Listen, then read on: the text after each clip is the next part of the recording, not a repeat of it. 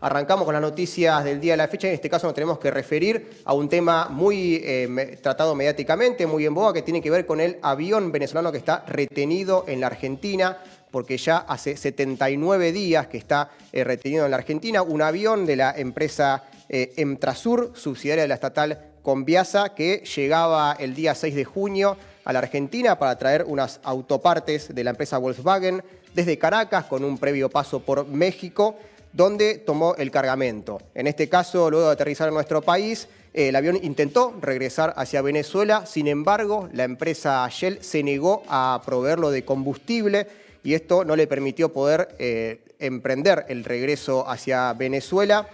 Y además del avión, con ello obviamente había 19 tripulantes, 15 de origen venezolanos y 4 iraníes. Al día siguiente el avión intentó poder ir hacia Uruguay para poder cargar combustible allí, pero también le fue negado directamente el aterrizaje, tuvo que volver a la Argentina.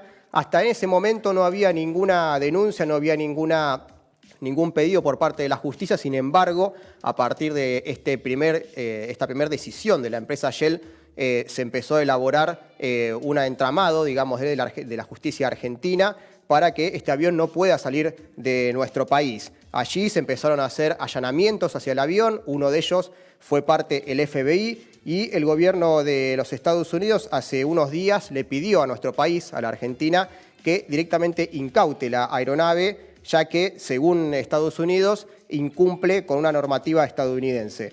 Y recordemos, no está de más decir, que los Estados Unidos hace ya varios años viene ejerciendo un sistema de bloqueos económicos, comerciales de todo tipo hacia Venezuela, también hacia Irán, obviamente también ya desde antes hacia Cuba, y que los Estados Unidos está directamente invocando que hay un tratado de asistencia judicial que le pide al Ejecutivo de nuestro país para que intervenga en este caso, en este pedido. A partir de esto, la causa tiene dos vías. Por un lado está el juez de Loma de Zamora, Federico Villena, que tiene que resolver si decide a este pedido de Estados Unidos de incautar el avión para que sea secuestrado y se lo ponga en manos de la justicia de los Estados Unidos. Por otro lado está la situación procesal de estos 19 tripulantes, donde Villena hasta ahora autorizó la salida de 12 de los 19 de ellos, pero ordenó que se queden en la Argentina 3 venezolanos y 4 iraníes para que se investigue su vinculación, según la justicia, con un terrorismo internacional. No solamente la justicia, sino que a esto se pliega directa y rápidamente representantes de la derecha de la política argentina, como son Patricia Bullrich y otros integrantes de Juntos por el Cambio. Sin embargo, hasta el momento todos están esperando una decisión del Tribunal de La Plata para poder salir finalmente del país. Desde Venezuela, en los últimos días, se ha iniciado una campaña comandada por el mismo presidente Nicolás Maduro para que se denuncie esta situación como otro atropello más de parte de los Estados Unidos hacia el país venezolano, pero hoy con esta connivencia directamente de la Argentina, desde el Ejecutivo hasta la justicia, con esta inacción o acción directamente para que este avión no pueda salir de nuestro país. Recordemos, obviamente, que el embargo comercial que tienen Estados Unidos y sus aliados sobre Venezuela, el gobierno tiene numerosos casos de bienes retenidos en el extranjero, y allí podemos también detallar sobre el oro en el Reino Unido, la intervención de la empresa Citgo y otros casos, y este bloqueo impacta obviamente en la vida cotidiana de los venezolanos y venezolanas, y este es un nuevo caso que nos muestra esto directamente. Para hablar del caso estamos directamente en el piso con Mario Arriaga, que es uno de los tripulantes del avión y también es gerente de Administración y Finanzas de Emtrasur, como decíamos antes, la empresa de transporte Aerocargo del Sur. Bueno, dicha la introducción, Mario, buenas noches, muchas gracias por venir. Ignacio, gracias a ti y a todo el equipo de Barricada TV por permitirnos la oportunidad de expresarnos a través de su ventana. Bueno, lo primero que tenemos que preguntar es una pregunta muy elemental, porque muchas veces sirve para poder desentrañar un poco lo que también se realiza sobre los medios de comunicación. Esto no lo dije en la introducción, pero es clarísimo que los medios de comunicación, ya lo sabemos lo que hacen continuamente con Venezuela, pero en este caso se han encargado una vez más de poder vertir directamente de estigmas y también de falsedades sobre este caso. Así que lo primero que te quiero preguntar es cuál es la misión que tenía el avión en el cual ustedes estaban tripulando. Bueno, Entrasur es una empresa de transporte de carga aérea y efectivamente nosotros teníamos como misión en esta oportunidad traer una carga aérea de una empresa de automóviles muy reconocida a nivel mundial, desde México, desde Querétaro exactamente, hasta Ezeiza. Ese era nuestro propósito. Bien, y cuando el avión aterriza en Ezeiza, contanos cómo empieza detalladamente los problemas, ¿no? Y dónde empieza el conflicto. Perfecto. El conflicto empieza el día martes, ya que nuestra llegada al día lunes, el arribo, fue totalmente normal. Inclusive, de verdad que nos habíamos asombrado por la capacidad logística que tiene el aeropuerto de Ezeiza para realizar la descarga de la aeronave, que tenía un llenado total, más de 700 o aproximadamente 700 metros cúbicos de carga, se hizo en menos de 2 horas, de verdad que un tiempo récord para nosotros en nuestras operaciones. Y el día martes, ya cuando nos disponíamos a regresar a nuestro aeropuerto de destino, que era Caracas, teniendo el contrato con la empresa Shell para el suministro de combustible, pues allí empiezan las agresiones para con nosotros, cuando teniendo contrato, habiendo pagado y todo en orden, Shell se niega a suministrarnos el combustible para poder retornar. Y bueno, ello nos obliga a replantearnos, a ver qué aeropuerto alterno. Teníamos poca capacidad de combustible, ya que previo a nuestra llegada de Ezeiza tuvimos que hacer una escala en Córdoba debido a que Ezeiza estaba cerrado por condiciones climáticas y limitaciones de la aeronave en medio de esas condiciones para poder aterrizar. Entonces, bueno, eso nos hizo consumir extra una cantidad de combustible que nos impedía ir un poco más lejos. Entonces, estábamos bastante limitados y por ello ubicamos como opción el aeropuerto de Montevideo en Uruguay para poder abastecer del combustible necesario y poder ir a nuestro aeropuerto de destino. Ahora bien, eso se planificó para el día miércoles 8, que es cuando nosotros, teniendo el permiso también para salir de acá y aterrizar en Montevideo, y habiendo pagado también nuestro combustible allá, porque era únicamente para hacer una escala técnica y luego seguir, pues bueno, estando en el aire es revocado nuestro permiso por el Ministerio de la Defensa uruguayo. Con el peligro que eso conlleva, ¿no? Exactamente, y debemos retornar. Aunque nosotros tomamos las previsiones logísticas y operacionales para ir y venir de manera segura, pues el tiempo acá en Ezeiza durante esos días estaba muy inestable, Ignacio, y eso nos ponía en alto riesgo, ya que si por condiciones climáticas el aeropuerto de Ezeiza cerraba, comprometía importantemente la operación y comprometía de verdad el vuelo. Ahora, ¿qué dice Shell si estaba todo pagado, pactado? ¿Qué aduce Shell de repente para decir no les vamos a cargar combustible? Bueno, Ignacio, Shell nunca respondió oficialmente a nosotros por qué no nos suministró combustible. Simple y llanamente, ellos se lavaron las manos, dijeron que por órdenes de superiores no podían suministrarnos, pero nunca respondió, a pesar de que nosotros, previo a nuestro arribo acá, suministramos todos los elementos de rigor que ellos exigen para poder realizar los contratos con empresas que principalmente por primera vez realizan contratos con por este tipo de servicios. ¿Esto suele pasar? ¿Les ha pasado en otra ocasión de que la empresa se niegue o creen que esta acción ya estaba prevista con alguna idea de intentar hacer lo que están realizando en este momento? Bueno, anteriormente, actualmente inclusive, Conviasa, nuestra otra empresa estatal, tiene sanciones unilaterales y coercitivas por parte de la OFAC, y ello pues impide que Shell acá abastezca de combustible, inclusive cualquier empresa proveedora de combustibles aeronáuticos en Argentina. Ahora bien, sobre la empresa Entrasur no, y es por ello que nosotros cumplimos con los requisitos previos que te mencioné anteriormente. Y no. Eso es, aeronáuticamente es garrafal, ¿okay? Inclusive es elemento de sanción para las empresas que se nieguen, porque nosotros somos una empresa comercial y nuestro fin está establecido y está tipificado, que es de carga.